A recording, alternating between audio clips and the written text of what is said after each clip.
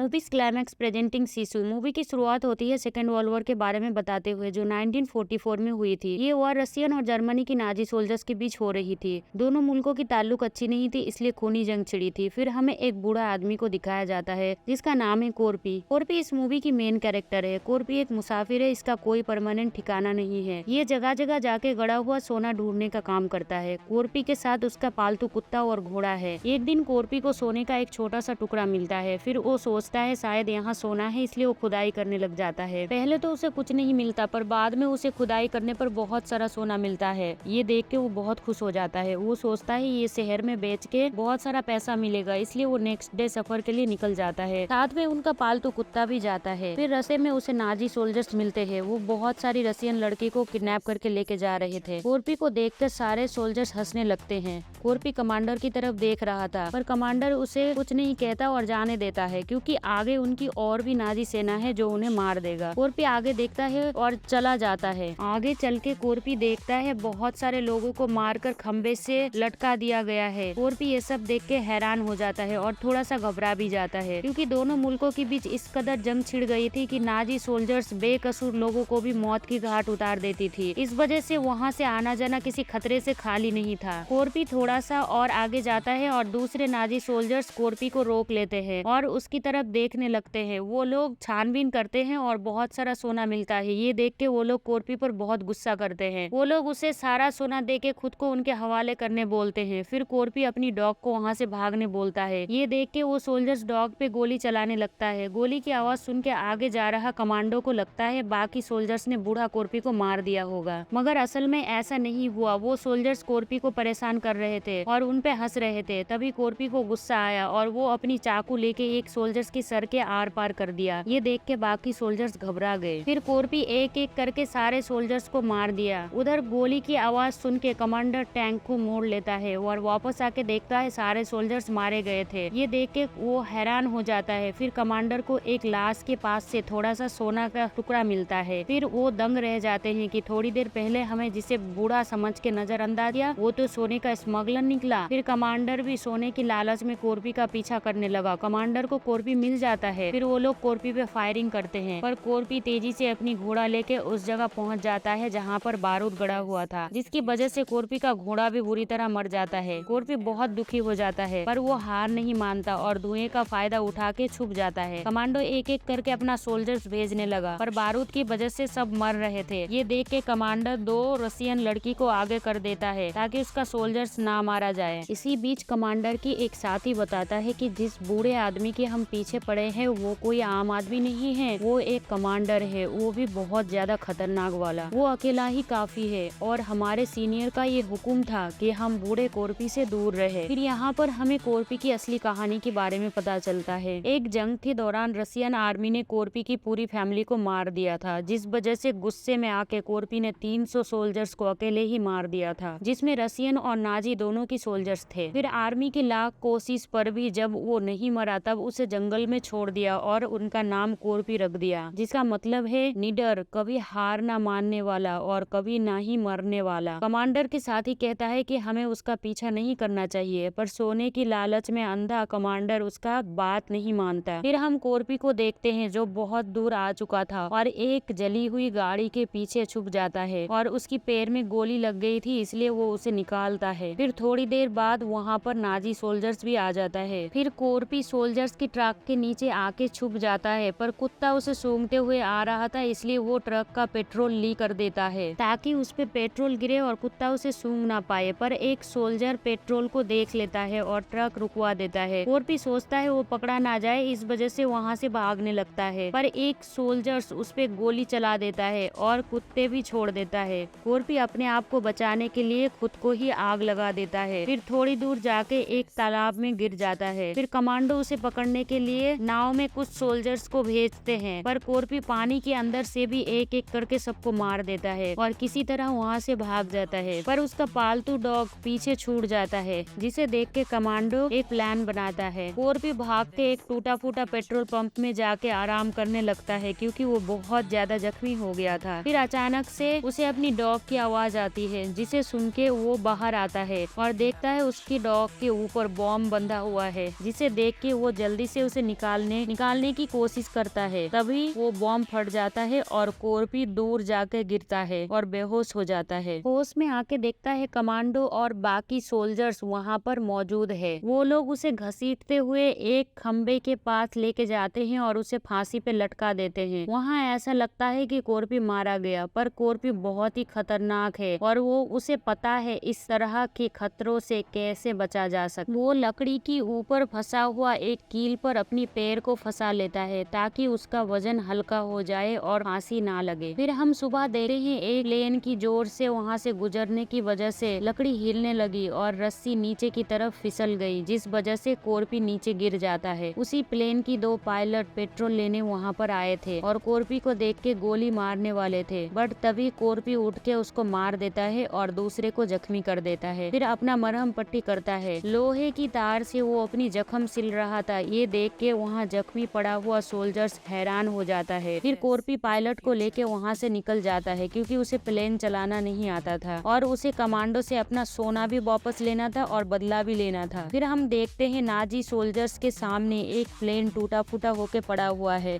जिसमें कोरपी ने पायलट को फांसी लगा के मार दिया था, पर कमांडो थोड़ा सा डर जाता है क्योंकि उसे पता चल गया था कि कोरपी अभी भी जिंदा है। सबको अलर्ट रहने के लिए बोल के सब आगे बढ़ते हैं। जिस ट्रक में रशियन गर्ल्स थी उसमें 2 सोल्जर्स कोरपी के बारे में बता रहे थे। तभी वहाँ पर मौजूद एक लड़की हंसती है और कहती है तुम लोग उसका कुछ नहीं बिगाड़ पाओगे। तभी कोरपी वहाँ आ जाता है और एक सोल्जर्स को नीचे फेंक देता है और एक को मार देता है। ट्रक में मौजूद सारे लड़की कोरपी को सपोर्ट करते हैं। फिर प्लानिंग करते हुए 2 लड़की उस ट्रक पर कब्जा कर लेती है और बहुत सारे सोल्जर्स को फायरिंग से मार देती है। फिर कोरपी उस ट्रक पर चढ़ जाता है जिसमें कमांडो था। फिर कमांडो अपनी साथी को ऊपर भेजता है कोरपी को मारने के लिए। कोरपी उसे लेके टैंक के नीचे गिर जाता है। वहाँ 2 सोल्जर्स बाइक लेके आता है पर कोरपी को देखे डर से भाग जाता है। फिर कोरपी कमांडो की साथी को ना मार के बाइक लेके वहाँ से चला जाता है। फिर वहाँ पर सारे रशियन लड़के आ जाते हैं। वो लोग अभी आजाद है। फिर सारे लड़की मिलके कमांडो की साथी को घेर लेते हैं। कमांडो एक साथी की मदद से एक पायलट से आके मिलता है क्योंकि कमांडो को यहाँ से भागना था। फिर कमांडो अपनी ही साथी को गोली मार देता है और वहाँ से जाने लगता है। वो लोग प्लेन को जैसे ही स्टार्ट कर रहे थे कोरपी सामने आ जाते हैं और फायरिंग करने स्टार्ट कर देता है। प्लेन का ग्लास तो टूट जाता है पर वो लोग उड़ान भर लेता है। नीचे बाइक देके कमांडो को लगता है कोरपी नीचे रह गया, पर ऐसा बिल्कुल भी नहीं था। कोरपी अपनी हथियार की मदद से प्लेन से लटक जाता है। फिर बहुत मुश्किल से वो प्लेन के अंदर आ जाता है और कमांडो ने आवाज सुन ली थी इसलिए वो चेक करने आया। फिर यहाँ पर कोरपी और कमांडो के बीच बहुत लड़ाई होती है। यहाँ पर कमांडो कोरपी को बहुत बुरी तरह मारा है। फिर कोरपी कमांडो की कमर में लटका हुआ वो मिसाइल से जोड़ देता है और फिर मिसाइल को छोड़ देता है और कमांडो नीचे गिरते